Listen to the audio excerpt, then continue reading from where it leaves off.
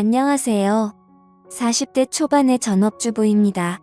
남편은 나이가 좀 많은 편이에요. 사업을 하고 있고 돈을 많이 벌고 있어요. 맞아요. 솔직히 남편 돈이 많은 게 끌려서 결혼을 했어요. 하지만 나이 차이가 많다 보니 밤에 만족을 못한 지 꽤 됐어요.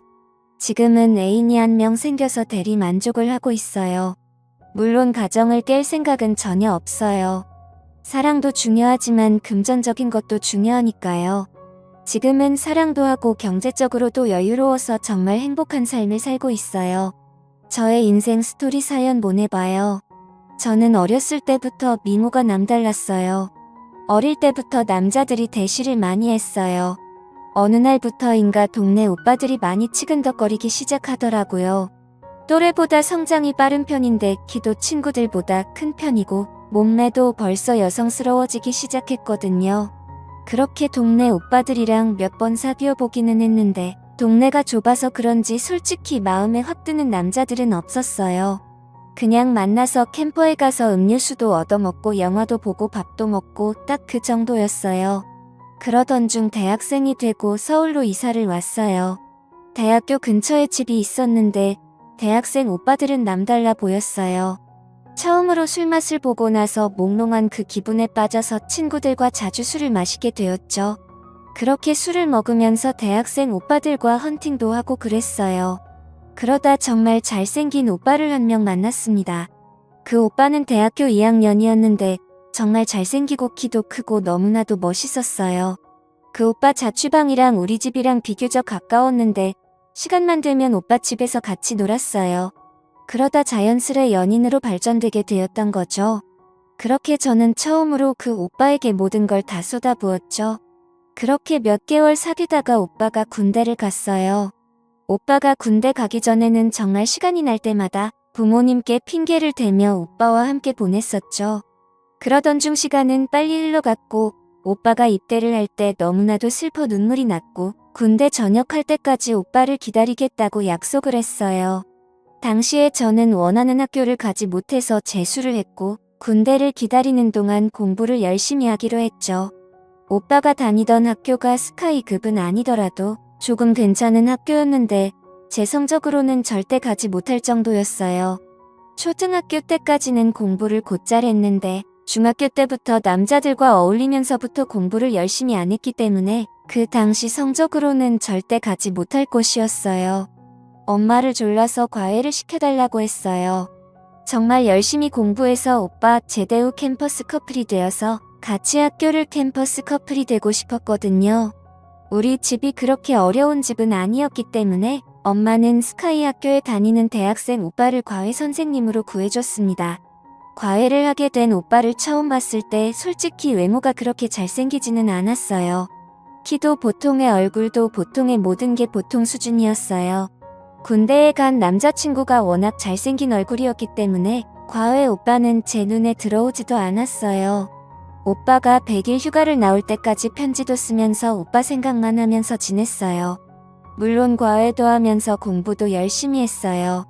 드디어 남자친구가 100일 휴가를 나왔고 오빠랑 정말 행복한 시간을 보냈어요. 하지만 5일간의 시간이 5초라고 해도 속을 만큼 시간은 너무 빠르더라고요.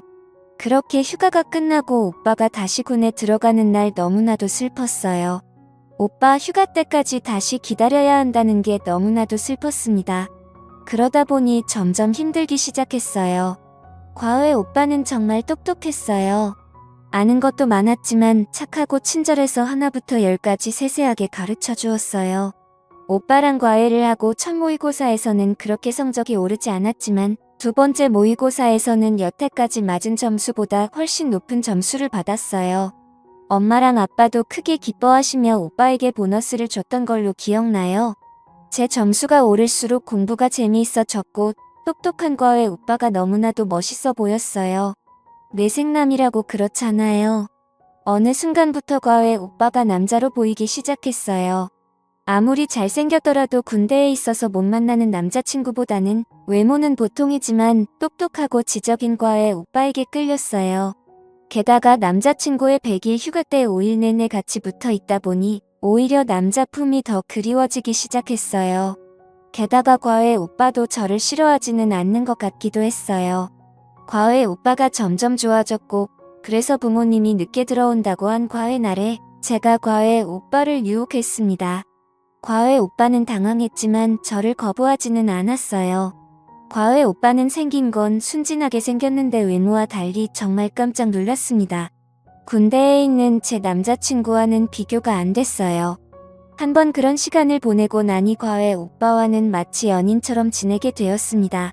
물론 과외 공부는 철저히 했고 주말에 오빠 자취방에 가서 같이 시간을 보내거나 과외 날 부모님이 늦게 온다고 한 날은 과외가 끝나고 오빠와 함께 시간을 보냈었죠. 결국 저는 더 이상 속이는 건 아니다 생각을 했고 군대에 있던 남자친구에게 편지로 이별을 통보했고 과외 오빠랑 사귀기 시작했습니다. 오빠는 열심히 공부해서 자기네 학교에 오거나 아니면 최소한 어느 정도 이름 있는 서울에 있는 대학교를 가서 자기랑 오랫동안 연애를 하자고 했어요. 사실 공부를 아무리 해도 오빠가 다니는 학교에는 갈 수 없을 것 같고 인서울만이라도 하고자 진짜 열심히 공부를 했어요. 마지막 모의고사에서는 그래도 인서울 할 수 있을 만큼 성적이 나왔어요. 오빠는 자신의 일처럼 기뻐해주더라고요. 그러던 중 수능을 보기 며칠 전부터 몸이 좋지 않았는데 수능날 정말 컨디션이 엉망이었어요. 수능 점수는 최악이었고 저는 너무나 속상해서 울고 말았어요. 수능 점수가 나오는 날 정말 모든 걸 포기하고 싶더라고요. 저는 삼수를 하기를 원했지만 부모님은 삼수는 안 된다고 했어요. 차라리 점수에 맞춰서 대학교를 가서 성적 관리를 해서 편입을 하라고 했어요. 삼수했는데 성적이 안 나오면 사수 우수하다가 아름다운 20대 초반을 다 날린다고 했어요. 차라리 안 좋은 학교라도 대학교 가서 신입생 생활도 즐기고 대신 열심히 공부해서 학점 관리를 잘하라고 했어요.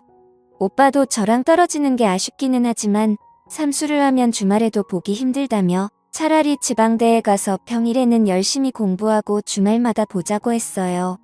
똑똑한 오빠가 하는 말이 맞는 것 같아서 그렇게 하기로 했어요. 학교는 충남 쪽으로 갔어요. 주말에 오빠가 놀러 올 수도 있으니 자취를 하려고 했지만 부모님은 자취는 절대 반대해서 대학생활 내내 기숙사에 있어야 했어요. 처음 1학년 때는 주중에는 공부를 열심히 하고 주말에는 서울에 올라와 부모님도 보기도 했고 주말에 바쁘다며 학교에 있겠다 하면서 오빠 자취방에 가서 주말 동안 행복한 시간을 보내기도 했어요. 한 학기가 지나고 2학기가 되었습니다. 그동안 남자친구가 있어서 미팅을 하지 않았는데 그래도 대학교 때 미팅은 한 번 해봐야지 않냐는 대학 친구의 끈질 긴 요구에 미팅을 하기로 했어요. 솔직히 남자친구가 스카이 대학생인데 지방전문대 다니는 남자는 만족스럽지 않았기 때문에 그동안 하지 않았었어요. 그런데 평일에 심심하기도 하고 해서 모시기는 척 몇 번 나갔어요. 그러다 어느 날은 정말 잘생긴 오빠를 알게 됐어요. 오빠는 진짜 연예인이라고 해도 믿을 정도로 정말 잘생겼었어요. 같이 미팅에 나갔던 친구들이 다들 그 오빠를 마음에 들어하고 있었어요. 저도 그 오빠가 정말 잘생겨서 얼굴만 보는데도 두근거리기까지 했습니다. 하지만 어차피 남자친구가 있었고 친구들도 제가 남자친구가 있다는 걸 알고 있었기 때문에 그냥 그날만 놀고 들어오려고 했어요. 미팅에 참석한 모두가 술을 마시고 2차로 노래방을 간 때였어요. 간만에 술을 많이 마신 것 같아서 바람 좀 쐬려고 잠깐 나왔는데 그 오빠가 담배를 피운다며 따라 나왔어요. 그 오빠는 옆에서 담배를 피우면서 저는 잘 즐기지 않는 것 같다고 물었어요. 저는 사실 남자친구가 있다고 이야기를 했고 스카이 대학생이라고까지 이야기를 했어요. 그 오빠는 담배를 다 피우고 나서 갑자기 제게 입맞춤을 했어요. 원래 담배 냄새도 싫어하고 남자친구가 있는데 그렇게 갑자기 입맞춤을 해서 당황하고 거절을 하려고 했어요. 하지만 눈앞에 있는 그 오빠의 잘생긴 얼굴과 너무 두근거리는 나머지 저는 오빠를 받아들였어요. 그러던 중 갑자기 너무 부끄러워서 노래방에 먼저 뛰어들어 왔는데 심장이 벌렁벌렁 거렸어요. 기숙사에 들어오고 나서도 그 오빠의 얼굴이 생각나서 잠을 못 잘 정도였어요. 며칠 뒤 모르는 번호로 문자가 왔는데 그 오빠였습니다. 주말에 시간 되면 둘이 술 한잔 하자고 했어요. 며칠을 망설이다가 알았다고 답장을 했어요. 원래 그 주말은 사귀던 오빠 생일이라 만나기로 했었는데 이번에 잘생긴 오빠의 약속을 거절하면 다시는 못 만날 것 같았어요. 사귀던 오빠에게는 만나기 전날에 전화해서 몸살이 나서 주말에 기숙사에서 쉬어야 하겠다고 거짓말을 했습니다. 오빠는 오히려 저를 걱정했고 그래서 너무나도 미안했지만 사실 잘생긴 오빠를 만날 수 있다는 생각에 너무나도 좋았어요. 다시 만난 오빠는 다시 봐도 진짜 잘생겼습니다.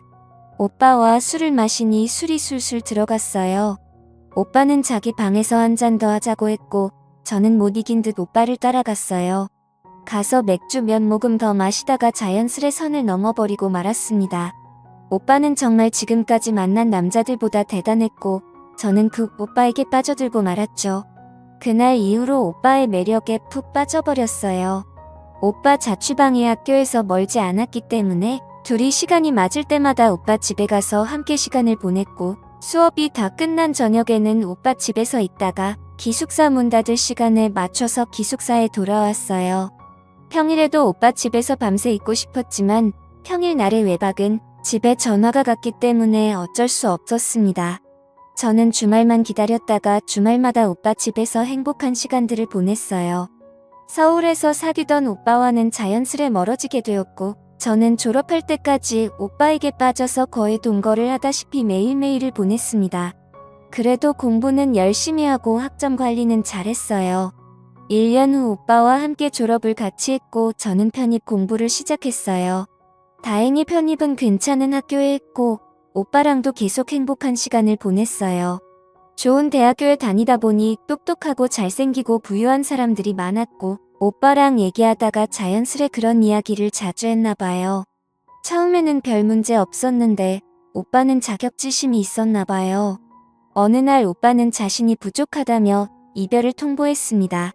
저는 잘못했다고 무릎까지 꿇었는데 저도 모르게 오빠의 자존심을 건드렸었나 봐요. 오빠는 뒤도 돌아보지 않고 저를 떠났어요. 한동안 저는 폐인 생활을 하다가 정신을 차렸고 열심히 공부만 했어요. 다행히 좋은 곳에 취직을 했어요. 중간중간에 몇 명이 남자를 더 만났는데 그냥 그래서 사실 기억이 그렇게 나지도 않아요. 그러다 결혼할 나이가 되어서 결혼정보 업체에 가입을 했고 거기서 남편을 만났습니다. 남편이 나이가 많은 게 조금 걸리기는 했는데 나이 말고 다른 것은 다 좋았어요. 남편은 잘생기진 않았고 키도 크지 않았지만 나이보다는 어려 보였어요. 게다가 원래도 집이 부유한 편이었고 작게 사업을 하는데 버는 돈도 적지 않았어요.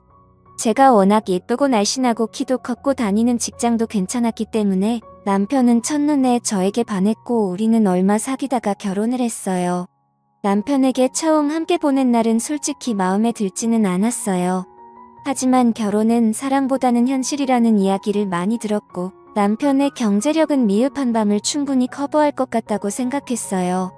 결혼 준비도 순탄했고 결혼 생활도 순탄했고 아이들도 잘 낳았고 행복한 가정 생활을 했어요. 남편이 결혼 전에도 만족스럽지는 않았는데 남편 나이가 들수록 정말 급격하게 불만족스러웠어요. 남편과의 만족도는 좀 포기하고 대신 돈 쓰는 재미로 하루하루를 보냈어요.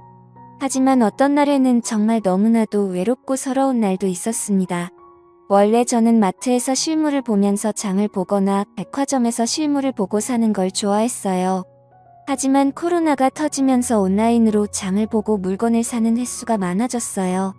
보통 문 앞에 택배를 놓고 가는데 그날은 외출을 했다가 택배를 놓고 가는 택배 기사와 마주쳤었어요. 코로나라 서로 마스크를 끼고 있어서 몰랐는데 택배 기사의 눈과 가슴에 있는 명찰을 보는 순간 놀라고 말았어요. 그렇게 잘생기고 저를 만족시켜줬었던 바로 그 오빠였어요. 제 이름은 흔해서 오빠는 눈치채지 못했는데 오빠 이름은 흔하지 않아서 알아볼 수 있었어요. 오빠는 저를 몰라보고 눈인사를 하고 엘리베이터에 올랐고 저는 닫히는 문을 잡고 오빠를 불렀어요. 마스크를 내리자 오빠도 곧 저를 알아봤고 조금 당황스러운 얼굴이었어요. 오빠에게 잠깐 시간이 되면 차 한잔하고 가라고 했고 오빠는 망설였지만 물 한잔 달라고 저희 집에 따라 들어왔습니다. 오빠는 잘 살고 있는 저를 보면서 행복하겠다고 했고 저는 그냥 무한한 미소를 보냈어요. 서로의 근황을 이야기했고 오빠가 가기 전에 오빠에게 이야기를 했어요. 일하느라 힘들 테니 저희 집에 물건을 갖다 줄 때는 음료라도 한잔하면서 쉬고 가라고 했습니다. 오빠도 그렇게 하겠다고 했어요. 며칠 후 오빠에게서 택배를 갖다 준다는 문자를 받았어요. 오면 음료 한잔하고 가라고 벨을 누르라고 했어요. 오빠는 벨을 눌렀고 10여 분 집에 있다가 갔어요. 그렇게 몇 번 우리 집에 들였는데 오빠를 보면 볼수록 예전에 행복했던 날들이 기억이 났어요. 그래서 결국 하루는 오빠가 오는 시간에 맞춰서 좀 꾸미고 오빠를 기다렸습니다. 그리고 오빠에게 직접적으로 말을 했어요. 오빠와 예전처럼 지내고 싶다고 했어요. 오빠는 잠깐 망설였지만 이내 저를 받아들였고 우리는 10여 년 만에 다시 만나기 시작했습니다. 그날로부터 지금 우리는 이렇게 2년 이상을 만나고 있어요. 오빠를 만나고 나서 저는 삶의 활력소를 찾은 것 같아요.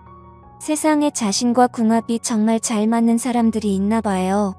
저는 전생에 오빠와 부부였는지 너무나도 잘 맞았어요. 남편에게는 미안하지만 제 마음을 속이고 사는 게 더 잘못했다고 생각하며 스스로를 다독이고 있습니다. 지금 남편과 이혼하고 이 오빠를 편하게 만나고는 싶은데 솔직히 이 모든 재산을 포기하는 게 쉽지는 않네요. 제가 어떻게 하는 게 좋을까요? 솔직히 사랑이냐 돈이냐 잘 모르겠습니다. 현명한 조언 부탁드려요. 감사합니다.